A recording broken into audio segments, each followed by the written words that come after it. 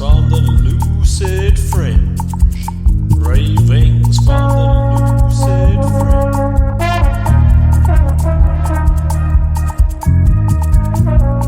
Musings from an unpasteurized life.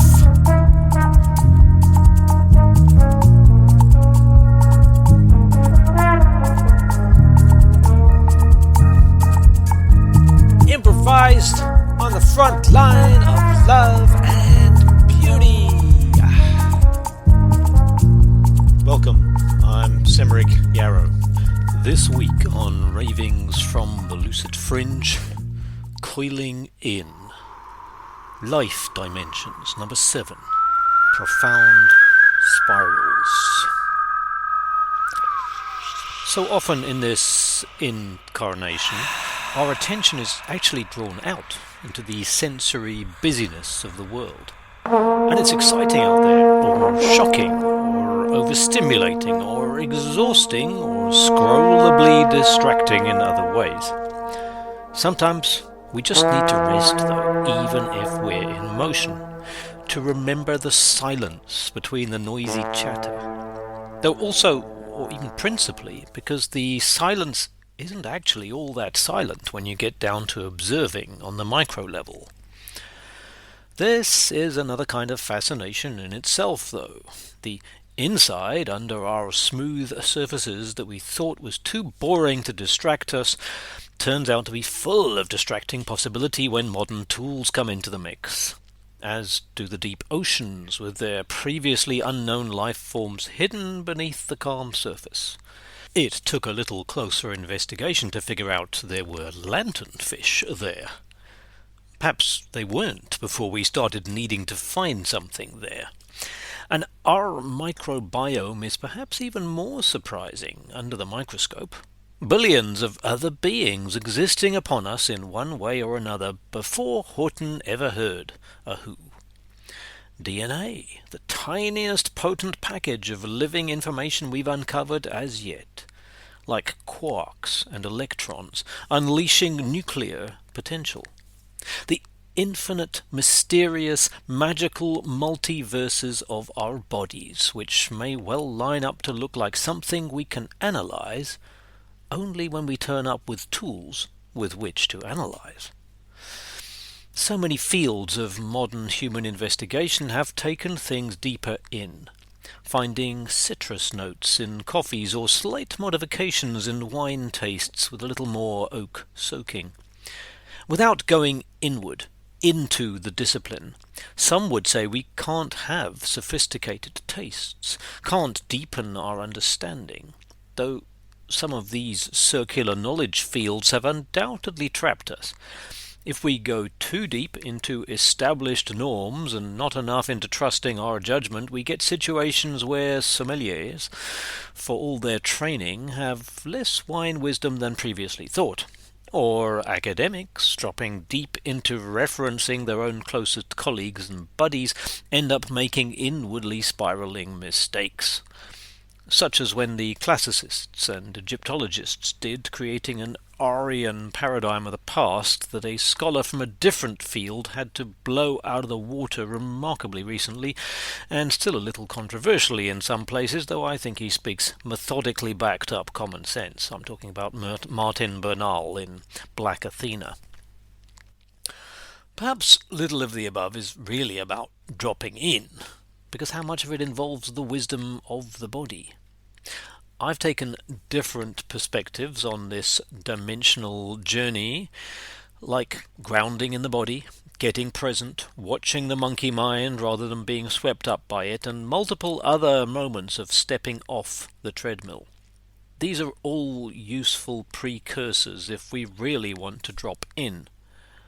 What we call yoga is, of course, usually the body exercises aimed at getting us present enough for the inward journey towards the hum, yoking ourselves to that inner force, that voice behind the chatter, using inner tools drawn from that mysterious inner magic of the body-heart-mind continuum rather than pens or microscopes. inevitably dropping in means deceleration too. Only by slowing down our busyness can we appreciate how subtler forces are moving in us. For that, the easiest starting point is closing the eyes, for external visuals can take us far out very fast.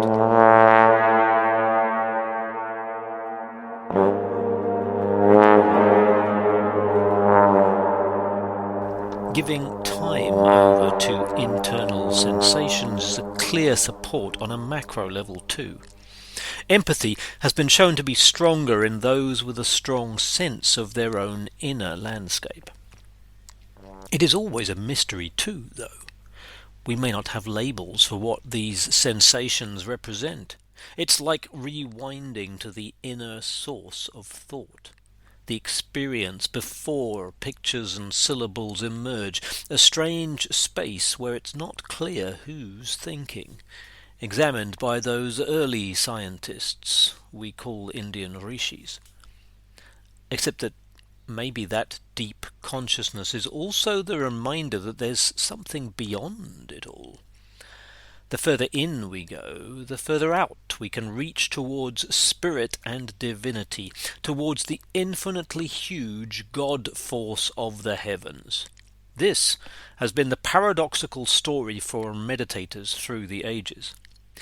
When we're exhorted to know thyself, it's not in relation to our Instagram story. It's that magical something about us that we get to when we strip away at the crusty layers of personality and personal history.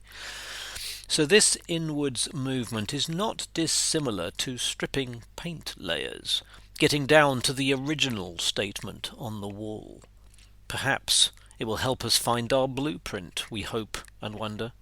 Locked up in the Akashic records, perhaps. Akasha, in Sanskrit, gives originally a sense of vast space outside the four classic elements and the world they've made. Except that now quantum physics has made us aware that nearly everything that we think is matter, material, is actually empty space when we dive into subatomic worlds. Mind the gap, as it were. Pure potentiality. As we go in, we get closer to the holy zero, nearer than nothing. And there's so much there already. The big joke is that the materialists focus in on everything being just matter, when in fact that derives etymologically from the idea that it's all just mother. When we feel these tiny, subtle ripples in the field, we can sense a bit more intuitively what our purpose might be, what we're being led towards. And the attraction of this is that it's on a miniature scale.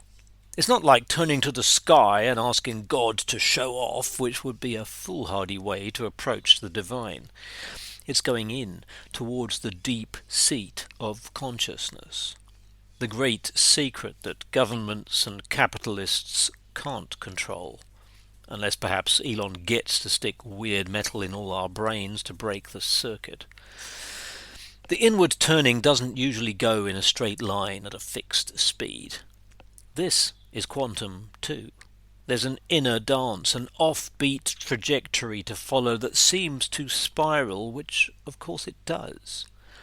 We kind of know that if we just shut off and charge for the centre will move. There's actually a zillion possible locations in there for it to shift to, and we have to glide in with guidance and trust and sensitivity to ourselves. At the micro level, there are whole cities under the skin that covers our organs, all of which are quietly conversing all the time, even when we're totally switched off and deeply asleep. At the same time, the centre is everywhere all at once if we approach with an honouring of each location. Each tiny moment, every point of contact, contains the beginning and end of universes, worth giving our attention, worth learning its story. A fractal appreciation, As sound rises in pitch, it vibrates faster, giving us two possibilities. One is the frantic, high-octane hum of the overheating, friction-building machine. The other is the piccolo hummingbird organic melody, wings, beating out an ohm so fast that we don't notice they're even moving until we slow down.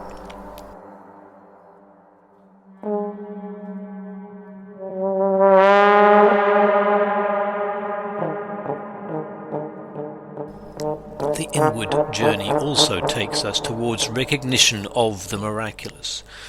Human realms of knowledge and reason are, as usual, our hubristic attempts to replicate the vast fields of wisdom in nature. A single cell is often more attuned to multiple forces and beings around it than our rushing allows us to grasp. The slow down allows us to sense these signals, and the mystery thereby becomes a little more differentiated. More realms beneath the surface are exposed, revealed, released to our sight, and often we're involuntarily forced to take a breath, a gasp, as we realize the magic at work, the brilliance we can't explain. Time to go even slower. And there's such relief in doing so, in just letting go into a richer relation with within. Oh, how self-indulgent, how self-absorbed. Part of our modern culture doesn't like this idea much because it fears us sealing ourselves off hermetically into little individualist packages that contribute nothing to the whole. Pure consumers, which other rather demonic parts of our culture are frantically working to turn us all into. Privacy is a double-edged modern phenomenon, far removed from the tribe, or even from the open-plan castle keep, where we had to make love next to 1,000 other snoring and farting seigneurial retainers. The dystopian suggestion is that by withdrawing inside we will shrivel up, finding ourselves lonely and meaningless, obsessed idiots. Literally, idiot derives from the Greek word for privacy. Navel-gazing, as the modern idiom has it. And perhaps this is something we need to watch for. As with all the dimensions of life, there's a fluid balance to find here, a dance with the outer life. Here's the magical paradox, right here as I walk this labyrinth looking for answers. The classical labyrinth is something we take our whole body to, is a path forward that we walk in the external world. Yet it's very distinctly a spiral in, and as we walk it, a mirroring process happens inside. The labyrinthine spiral is full of folds, moving back on itself like the folds of our brain, and with every fold there's more surface to cross. It's like that zoomed-in coastline map. Initially it might look like we can calculate the distance around the island, but as we get a closer and closer look, until we're making another slight turn at every quark, every spinning electron whose position changes in every nanosecond, the lengths we can go to grow and grow, and the time it can all take likewise expands. And the answer comes from all this folding and unfolding when we've released ourselves into the inner mystery, trusting that Ariadne's thread will get us out again. Just as quantum physics has different rules and speeds to the conventional physics we see around us in standard 3D perception, where tables are more table than space, a limited but sometimes useful viewpoint, so the ocean itself points to forces that are different the more interior we go, the more we get close to the floor of the Earth's crust, which is also the edge of a rich mantle none of us can see. Surface currents chatter at rapid rates, interacting hour to hour with the winds, the clouds, the rapidity of the seaweed, the impossible speed of ocean animals, full of recognizable life. Deeper currents flow slowly, unruffled, taking years to carry the water to all parts of the great earth-sea being. And perhaps even the things we see as rocks are liquid from the right depth and speed. The mantle is, after all, always in an invisible motion. The continents breathe apart and together again over great eons, a rib cage for the spice inside.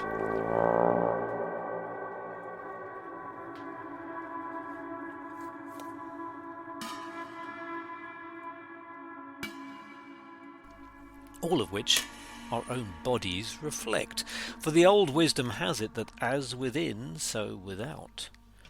Yoga finds the gods acting, vibrating, pulsing, churning within our body maps, and animals, and trees, and other forces of nature and the cosmos. Spend long enough with anything and it softens into something richer and fuller, even our navels around which the universe gyrates. Although there are also diamonds made from peanut butter to counteract that thought. Pressure squeezes us into hardness, and it's an interesting challenge to go in, go deep, and stay soft. Rhythm is a part of this, a pulse that is constantly at play, whether we notice it or not, in all the dancing of our insides. When we bring it out again into music, it has been conjured into something new. That seed time of going within helps.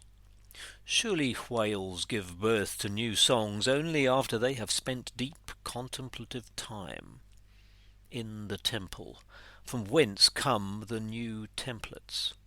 Going in and switching off from the world is obviously at its most rhythmic in the cycle of the day, when we drop into sleep itself.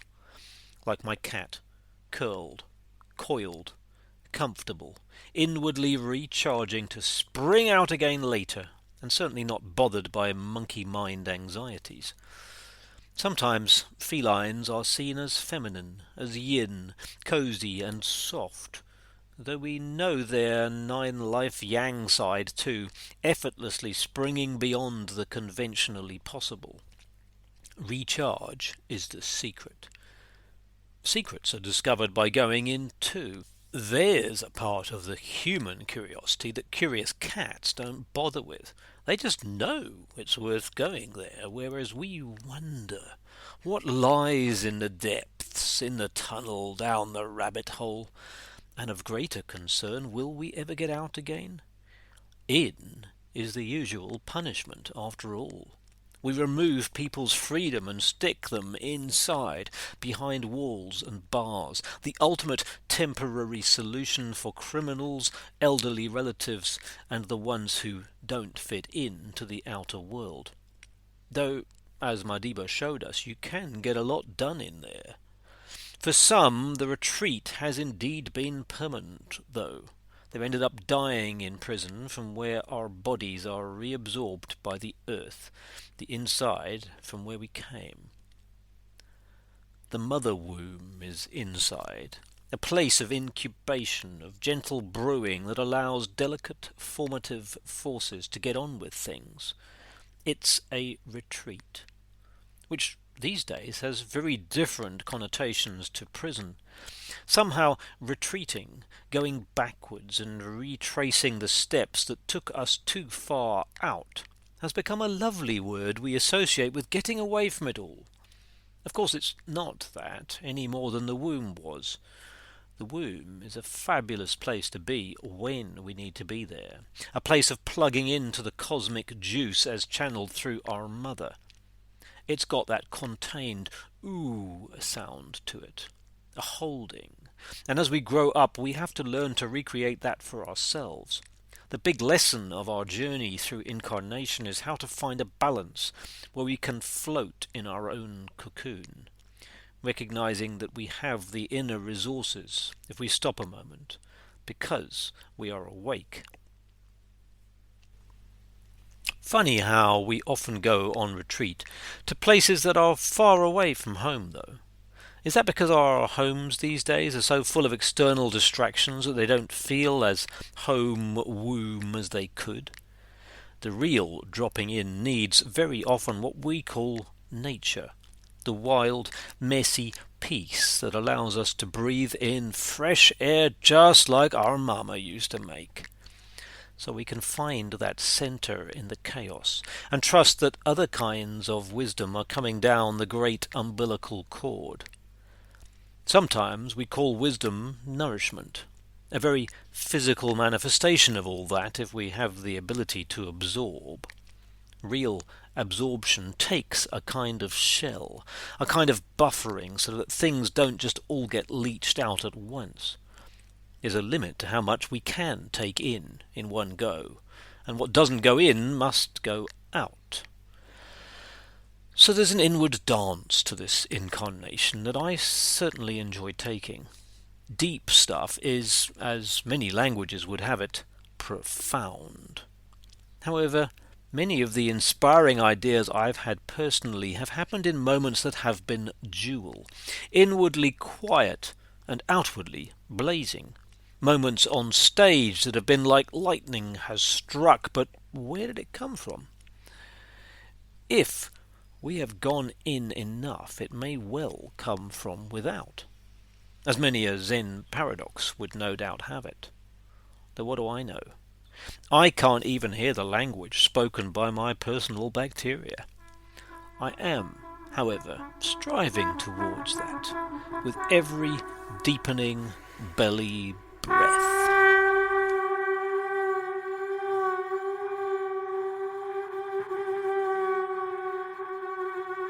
So, thank you for listening to this latest episode in the series, and you can find all of my articles and my recordings at lucidfringe.substack.com, except my music and poetry from the past, which is all available at simrickyarrow, all one word, .bandcamp.com, and the background recordings and sounds that you will have heard are all either from those recordings or they are my own.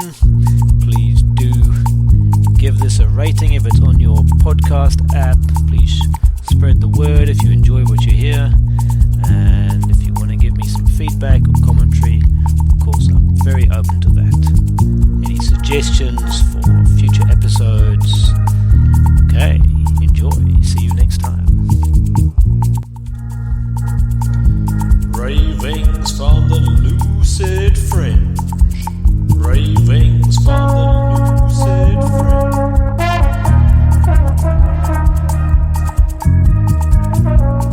Musings from an unpasteurized life.